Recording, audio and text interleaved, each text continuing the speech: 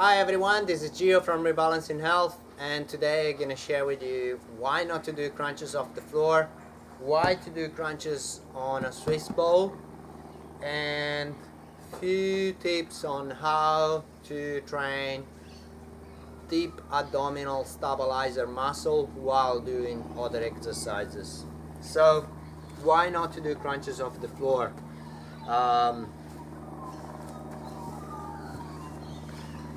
The reason why you don't want to do crunches off the floor is because in this position, lie down like this, you activating your hip flexor, and by activation of your hip flexor, you locking down on a flat way your lumbar spine.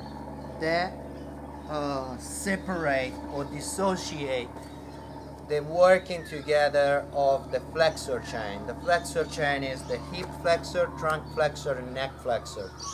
So right there, you're locking down your pelvis on the floor. It works separately from your trunk flexor and from neck flexor. Moving up, the rectus ab. The rectus ab or rectus abdominis,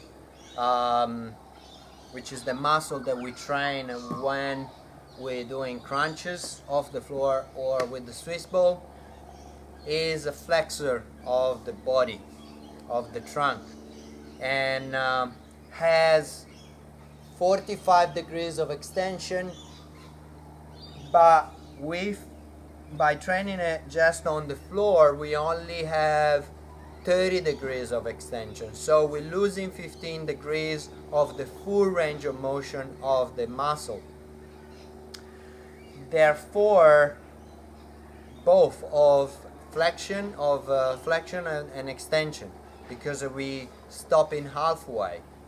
So what that does in long term, I mean, the spine itself, thoracic and cervical, can get up to 60-70% of extension, but that's not the point. The point is having the muscle working with this full range of motion. And what it does, if you train the muscle to work in a shortened way, you start losing sarcomere. The sarcomere basically the connection between the muscle fiber. If the connection between the muscle fiber, you're losing those connections, the muscle will shorten. And in this case, if the rectus abdominis will shorten, it means that they will bring the body into flexion.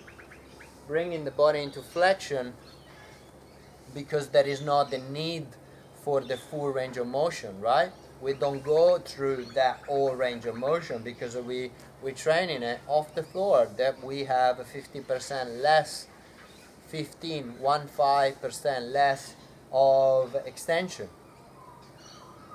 So with that in mind, we're going into a kyphotic posture. Kyphotic posture couples with shallow breathing, because once the anterior part of the body, the anterior muscle of the body, the rectus abdominis, the pec, they start moving the body into this flexion, kyphotic flexion. We locking down the rib cage, and the rib cage is the home of the diaphragm. If the diaphragm can contract or can properly contract, because the rib cage doesn't have the opportunity to mobilize, to extend and contract, it means that we don't breathe properly. It's settling on a shallow breathing couples with sympathetic nervous system activation, fight and flight mode. For the one of you who doesn't know what it is basically activate the release of cortisol. So your cortisol, which is the hormone of stress, will be much higher on those people they have kyphotic posture because they can completely breathe in fully and completely exhale fully, because they don't have that ability, and that will have also less oxygen coming in, which will lead to other problems, which I will describe when I move up to the cervical flexor. But also what it does, that's impair movement, proper movement of your thoracic spine. In this position, we just are able to turn side to side really limitedly. And also, if you think about it, you are in this position, you can't do overhead press because you don't have enough range of motion on your shoulder. That puts a lot of pressure on your shoulder joint, and over time you will screw up your shoulder. It doesn't matter what you do. If you are a chef and you want to reach up to grab your pan, your plate, to plate up your plate. If you are a mother and you want to grab stuff from the shelves. If you are a swimmer, you don't have enough range of motion, and therefore the shoulder is moved anteriorly and will grind, and eventually you will need a shoulder replacement. Same things, if you are a golfer, you can't swing enough because the swings comes from hip, trunk, shoulder. It's not only shoulder. If you don't have enough mobility on the shoulder because you're locked up like this, you screw up not only your shoulder but the rest of your body. If you are anything that you are, really, a surfer, mobility, the full mobility, the body is designed like that because it's designed to function in a proper way. I don't buy it at all on the fact that you just push it through it. If you push it through it, you will pay double with it. So I'm not at all on that. I rather do two rep instead of doing 2 rep done properly that do a 10 done shit. So that's one. Moving up to the neck flexor, a lot of people use their hand to hold their head, and as soon as you hold in your head your neck flexor, that will stop working because they're not requiring to hold your head anymore, because you're holding it with your hand, and therefore over time that will become weaker, and that will be weaker than the trunk flexor of the hip flexor, and that leads to other problem. Another fact is people don't put the tongues on the roof of the mouth when they're doing flexing exercises with their head. If you don't put the tongues on the roof of the mouth, you're not activating the infrahyoid and suprahyoid muscle, which are the stabilizer of your neck. And therefore, we got this happening. At some stage, the body needs to stabilize this poor head and poor cervical spine, which is being left weak and lonely. So we'll call in other muscle. For instance, the sternocleidomastoid, which starts on the sternum and goes up here on the temporal, attacher on the temporal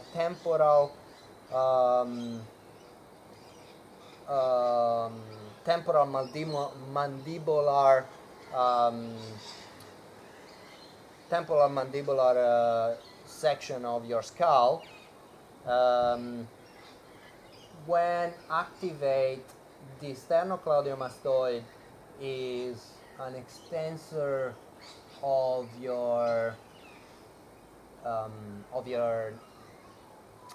cervical spine, and what it does over time, your cervical extensor that will become tight, that will squeeze down on these cervical vertebrae. There will be a restriction on your airway for breathing fully from your nose. Therefore, you will start opening your mouth to breathe. because there is a restriction. The body needs to get enough oxygen in. Is a primal. Getting oxygen is a primal. It comes before, almost before anything else, and therefore I will do anything to keep you breathing properly. So by opening up your mouth, you got then a shallow breathing setting in, because you got kyphotic posture, locks down on your rib cage, and that means there is not enough contraction. So that's a shallow breathing going on. Opening the mouth, each 2.5 centimeters that the head moves forward, we have an increase of weight on the head of 4.5 kilogram. So the head weighs approximately 4.5 to 5 kilogram as such, with the force of gravity pushing down on us. So we have an increase of weight to be bear on the cervical spine, on the thoracic to cervical spine junction. That put a lot of pressure on those cervical spine vertebrae, which are where those innervation that feeds your face, your head, are coming from. So the body is a centralized nervous system, means that everything comes from the inside out, and at each level you will find innervation that they're going from certain area of your spine and going to the nearby organs.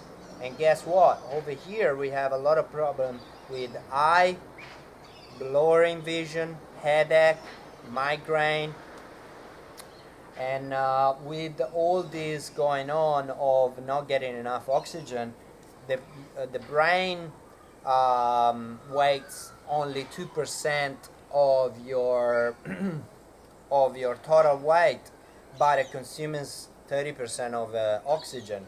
So we have not enough oxygen coming in. And also there is another factor that quite important, is the craniosacral sacrum rhythm, which is the rhythm of expansion of your skull, basically expand and contract, and that's driven by your breathing, because of how anatomically we built.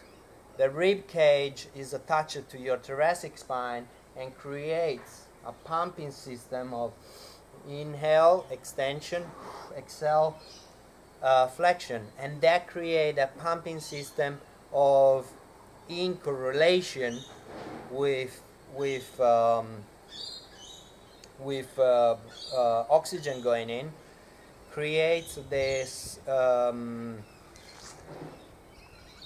creates that rhythm and creates the movement of the cerebral fluid up and down the spine. So cerebral fluid is the nutrients for your brain, basically. So if you don't have craniosacral rhythm, which is impaired because you don't have a good breathing, and you don't have enough cerebral fluid moving up and down the spine, it means that you're in big trouble. A lot of people, long term or down the track disease like dementia are related to these factors. So looking after your posture is key to longevity, because it has a massive impact on all of these things.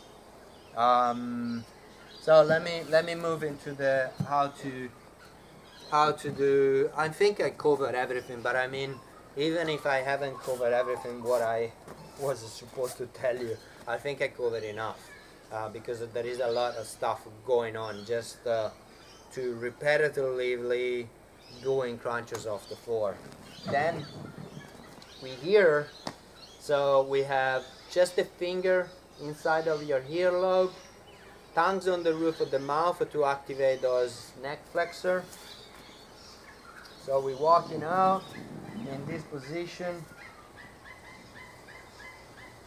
We're breathing in.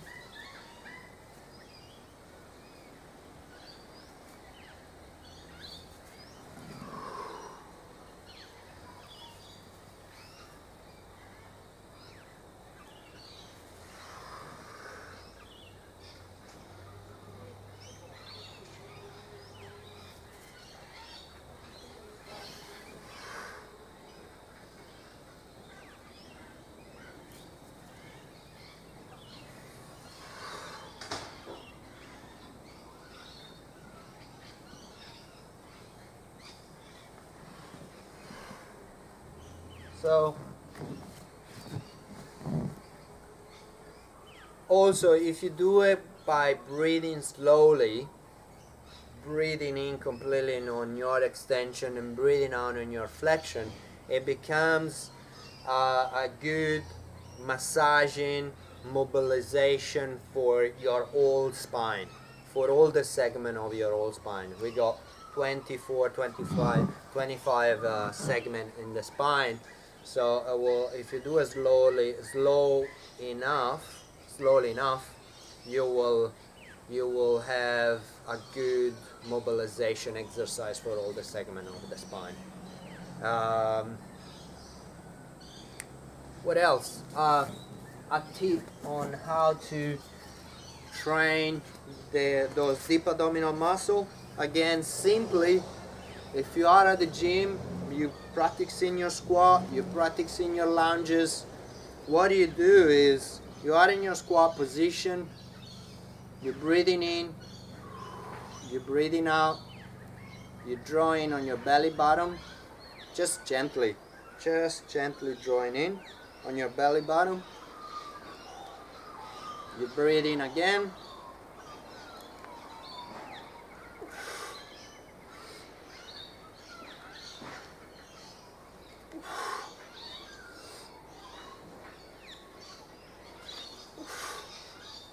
Breathing in on your, bringing in or drawing in your belly bottom gently, like this. Activate those deep abdominal muscle that will help to stabilize your trunk, and they are much more money for your bucks, for that matter. And so yeah, I don't draw in the belly button too much, because that activate your rectus ab, and you don't want to do that. The rectus ab is a flexor of your trunk, and you don't want to go into flexion when you actually doing an exercise that is for extension. Same things for a lunge. If you're doing a lunge, you are like this, and you go down, draw in on your belly button gently.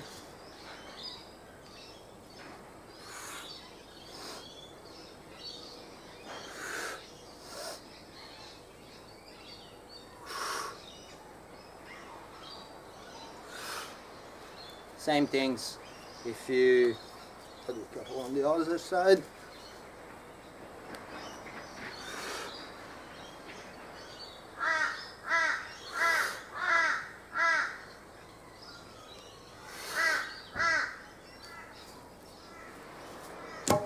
So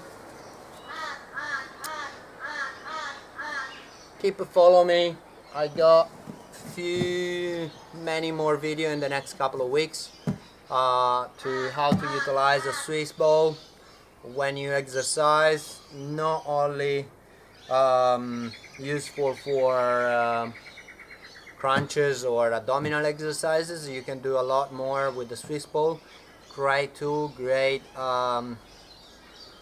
ergonomic tool to use as a chair or instead of a chair, because the chair, how soon you're sitting on a chair, there is no more need to activate stabilizer of the trunk. Instead, the Swiss ball, because it's mobile, helps you to activate the stabilizer of the trunk and keep you nice and in a good position. Also, if you're using it anywhere even if you using a chair, it's good not to spend too much time sitting.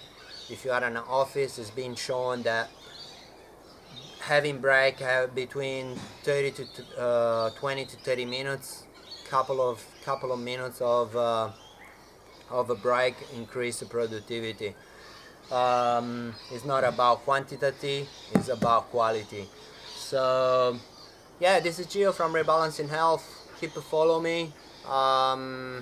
Yeah, shoot me some message, ask me some question. If you have any doubt, you didn't understand me completely, I don't blame you. My accent is terrible and my English is improving every day. But yeah, this is Gio from Rebalancing Health. Yee-hoo! Get some wave!